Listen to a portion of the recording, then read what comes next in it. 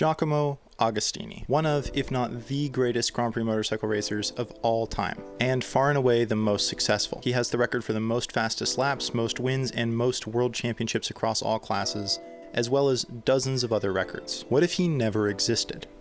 Who would get all those championships? Who would get all those wins? How much can removing one man affect Grand Prix motorcycle racing history? I wanted to find out, so I went through and I did all the work. My name is B, this is the Beehive Paddock, and today we're taking a look at what if Giacomo Agostini never existed. Well, as some of you know, the real answer is that whoever was on an MV Agusta during 68 to 72 would probably win most of the time. The truth is, Agostini, even though we know that he was a great rider and that's why he was on the best bike, was on the best bike. Maybe the largest gap in performance ever for at the very least 3 years and probably closer to 5. So whoever got the MV in his place would probably still dominate, although probably not to the same level of consistency that Agostini did. Look at this run, it's absolutely ridiculous. So, in order to fix this, we need to create a scenario where Agostini is just gone and there's nobody to take his place, and I think that's not that hard to do. The year is 1964. Agostini has just wrapped up an Italian national championship on a 250cc machine and is showing incredible promise, even securing 2 fourth-place finishes in the World Championship 250cc class. In real life, Agostini would be approached by Count Augusta to ride for MV Agusta in the World Championship, but he was also approached by another man, Enzo Ferrari. In between the 1968 and 1969 seasons, Giacomo Agostini was scouted by Enzo Ferrari to drive for his team in Formula 1. It made sense. A homegrown talent transitioning from 2 wheels to 4. Now, in real life, Agostini thankfully declined this. But what if Enzo took interest a little bit earlier? What if he pinched Agostini while he was at the national level? Mike Hailwood would probably still leave MV in 1966, as for the sake of the video, let's say that without a good talent ready to replace him, Count Augusta decides to go the way of the other Italian manufacturers at the time and just pull out of racing. This probably isn't something he would do. I already made all the spreadsheets, so I kind of want to make the video work. So Count Augusta decides to take a few years off and just focus on his helicopter business. But don't worry, he'll come back and field some more riders eventually. So now, we have 15 world championships and 122 wins to give out. In a world where the most successful Grand Prix motorcycle racer of all time never exists, who benefits the most?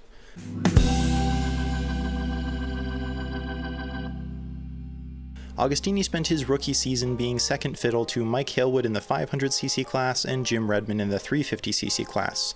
Removing him simply makes their dominance all the more impressive. Hailwood cruised to a title in the 500cc class, going undefeated and leaving Agostini to pick up second place and only a single win at the Finnish Grand Prix when Hailwood didn't attend. Hailwood was already the clear best rider in 65, but removing the rookie Agostini makes him miles ahead of second place Paddy Driver, who secures 34 points and a Grand Prix win which he never had in real life. The 350s are a very similar story, with Jim Redman securing 4 of the 8 wins on the season to cruise to a victory ahead of Agostini. None of Ago's wins that season go to Redman, but in the end it doesn't matter. Hailwood is promoted to second, but in a season where Agostini was Redman's only competitor, the Honda rider still takes the championship by 16 points.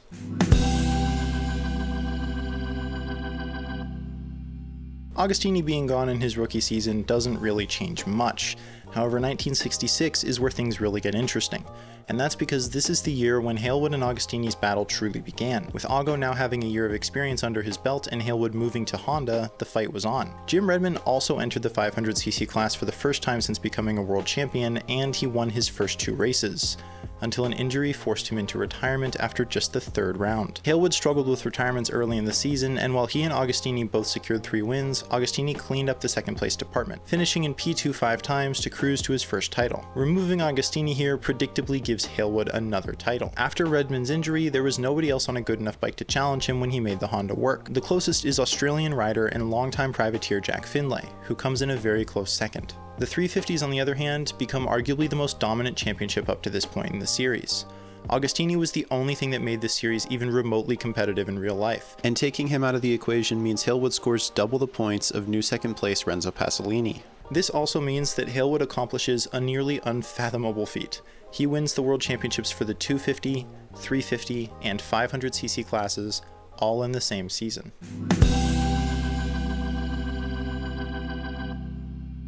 Hailwood was now absolutely locked into the Honda. Agostini was back in form, and in real life this was one of the best championships of all time, ending with Hailwood and Agostini tied in the points, accompanied by one of the best senior TT battles of all time. Let's take all of that history away. Mike Hailwood now absolutely dominates, cruising home to the title with 7 wins ahead of second place John Hartle. He also wins 6 of the 8 350cc rounds that season.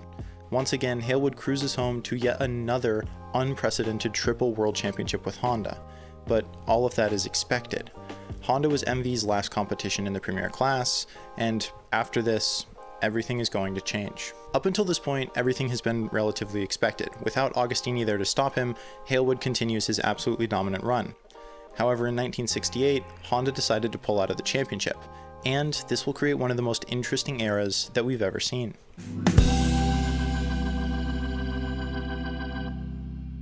Hailwood retired, Honda left the series, and in real life, Agostini completed a perfect season. With him gone, this series becomes an uber-competitive battle royale between privateer riders. 6 different riders won races, but Australian rider Jack Finlay shone above all. 5 wins, a 2nd place, and a 4th place, primarily riding a matchless. A matchless machine in 1968 wins a world championship. In real life, the last time a British machine won a Premier Class world title was in 1951. The 350cc title was a strange affair. In real life, Agostini again secured a perfect season. Without him there, nobody really shows up consistently at all. Renzo Pasolini wins 3 rounds aboard a Benelli to score 24 points, which ties him with Kel Carruthers, who would later go on to win the 250cc championship the following season. However, here he fails to beat Pasolini on a countback of wins, so Pasolini takes the title.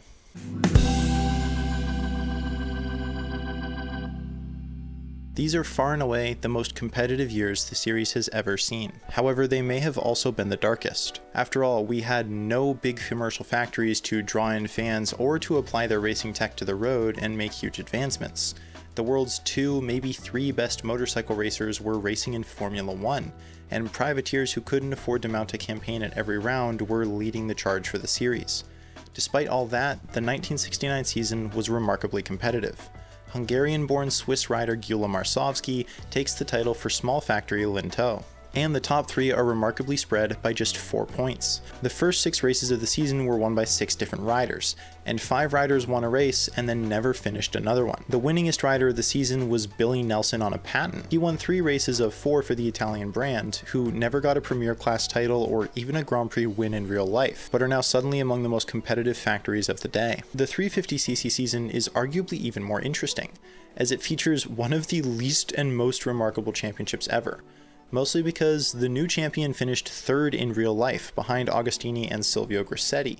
However, Giuseppe Vicenzi beats out Grassetti for the new title by 5 points, and secures 0 of the 10 wins. 7 riders won races in this season, and Vicenzi wasn't one of them. He would become Yamaha's first ever 350cc world champion, something which would become a trend from now on.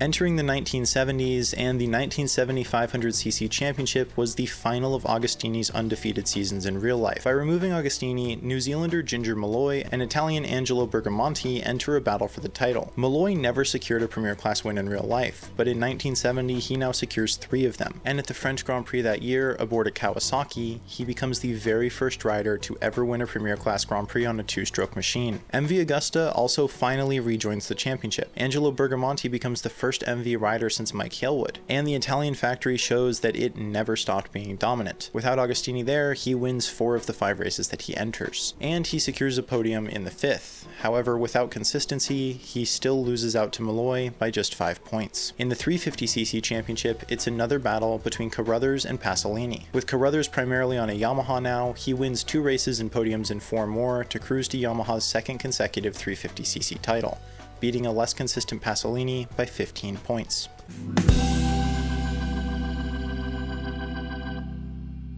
(1971) is really interesting because we start to run into logical problems with this. Ginger Malloy pulled out of the World Championship after 1970 and went on to do other things. However, he almost certainly would have continued with the World Championship if he was, well, world champion. But he wasn't in real life, so he didn't. Agostini nearly went undefeated in 71, if not for a retirement at the Nations Grand Prix. Removing him gives New Zealand their 2nd Premier Class world champion in a row.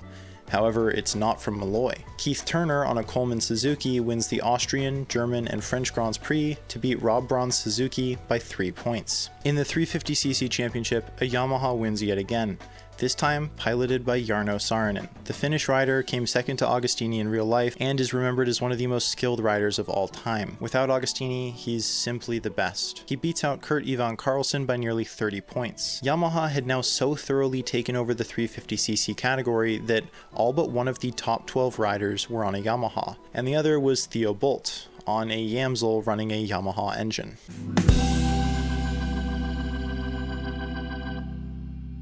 In real life, Agostini continues his domination, winning 10 of 12 races that season, ahead of Alberto Pagani, his only real full-time teammate since MacLeod. With him gone, this means MV Agusta fields their first full-time 500cc rider since MacLeod. Alberto Pagani secures 7 wins ahead of Bruno Nubiler, and Pagani becomes the first rider to secure 100 or more points in a season. Rodney Gold briefly appears for 5 races to secure 5 podiums and take 3rd, and this channel's favorite backmarker Bo Granith takes 4th in the championship for Husqvarna. In the 350cc championship, Saarinen takes his 2nd consecutive 350 title, alongside a 250cc title to make him a double champion ahead of Renzo Pasolini in both classes.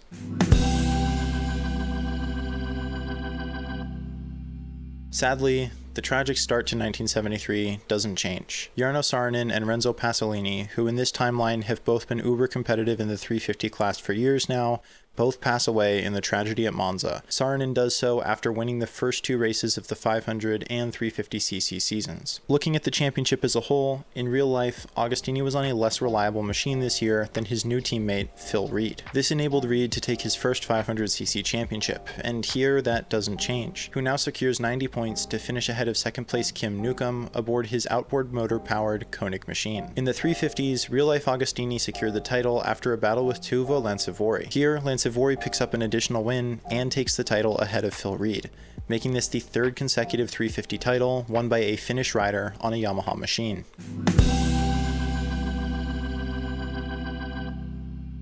In 1974, Agostini moved to Yamaha, switching to a 2-stroke machine for the first time, and in the 500s, injuries and mechanical struggles would keep him away from a title. Phil Reed still wins the title ahead of new MV teammate Gianfranco Bonera, although the margin is much smaller, with Reed now winning by just 10 points. Agostini found a much more competitive 350 Yamaha at his disposal in 1974, and would win a decisive title in his first year on the 2-stroke machine. In our Agostini list, and therefore MV Agusta list 350 universe, Yamaha has already established a 350cc dynasty, and German rider Dieter Braun continues the trend of Yamaha victories with a 14-point triumph over Patrick Pons. In fact, the Factory Harley-Davidson or Aramaki team are the only 2 riders in the top 25 to not ride on Yamahas this season.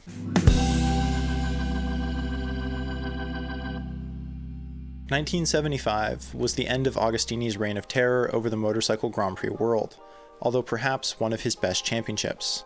After a year acclimating to the Yamaha 2-stroke, he attacked in 75, and took the first ever 2-stroke Premier Class championship in the series history. Of course, that's a title that was already taken in 1970 by Ginger Malloy in Our New World. In real life, the 4-stroke and 2-stroke 500cc eras are pretty clearly defined. Agostini wins the first 2-stroke title in 1975, and the series never goes back. In the new timeline, the period between 1970 and 1975 can now be seen as the battle between 2- and 4-stroke machines, with 1975 marking Phil Reed's 3rd consecutive title for MV, and the brand new final 4-stroke world championship. Reed would engage in a tight championship battle with Hideo Kanaya for the first 4 rounds, where the two tied on points until Yamaha ordered Kanaya back to Japan to perform testing. This is another really big logical inconsistency. If Yamaha didn't have Agostini dominating the first few rounds, it's highly unlikely that they would have sent Kanaya back to Japan. However, with no further results to go off of for Kanaya, we must simply assume he was sent back anyway.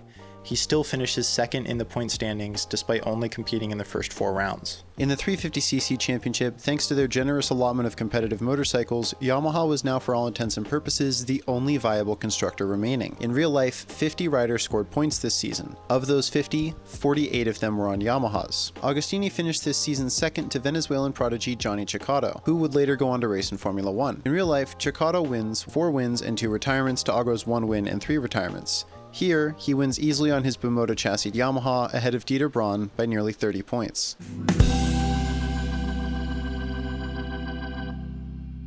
Agostini tried to make deals with Yamaha, MV Agusta, and Suzuki for 1976, and they sort of all fell through. In the end, this resulted in a season that was run on both Suzuki 2-strokes and MV 4-strokes, neither of which was in a factory capacity. And this led to 5 retirements, a P6, a P5, and a single win. The last official World Championship win of Ago's career, and the final ever win by a 4-stroke in the Premier class. Naturally, this means the state of the championship didn't change much. Barry Sheene still takes the crown for Suzuki, who had taken a similar approach to Yamaha in the 350, and they had made their new RG500 accessible and affordable for all. And this new bike would dominate the series. The 350s are a similar story in that nothing really changes. Agostini did take a single win, again the final 4-stroke win in this class, but by removing him, Walter Villa on his Harley Davidson still takes the title, 10 points ahead of defending champion Cecotto.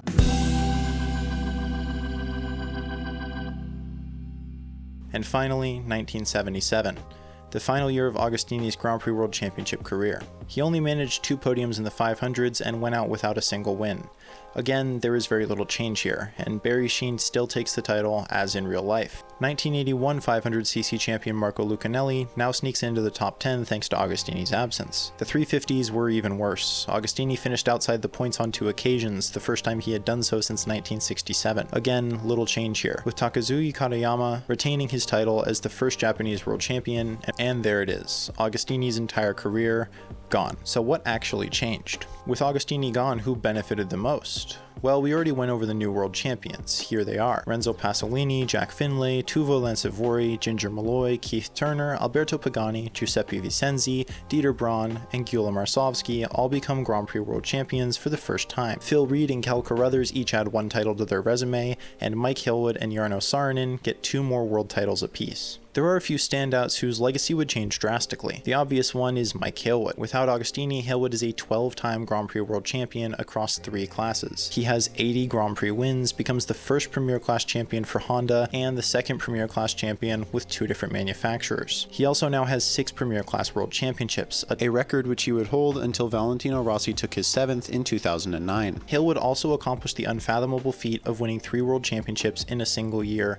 2 times in a row, before riding off to compete in Formula 1. Even in real life, there are some fans who consider Hillwood the greatest of all time to this day, and I think that with a career like this, that contingent would be even higher. Phil Reed is the other major standout. He was at the opposite end of Agostini's career, and Ago's absence only gets him 1 more world championship, but it's a big one, and the context around it changes. He's still the last 4-stroke world champion, but the battle between 2 and 4 strokes is now much more pronounced, with Reed as the last soldier fighting for a dying breed of bike, and finding success where nobody else could. He also sees the largest differential in his win totals, gaining a whopping 10 Grand Prix wins, bringing his total to 62 across his career. In this world, good enough for 6th of all time. Renzo Pasolini and Jack Finlay are 2 riders remembered fondly by a contingent of older and historically minded fans today. They would take on new life in the history books as world champions with very convincing career win totals. One of the coolest riders to get a boost in their legacy is Alberto Pagani. He was a solid rider in real life, but now he becomes the second half of the first ever father-son world championship duo, with his father Nello Pagani having been the first ever 125cc world champion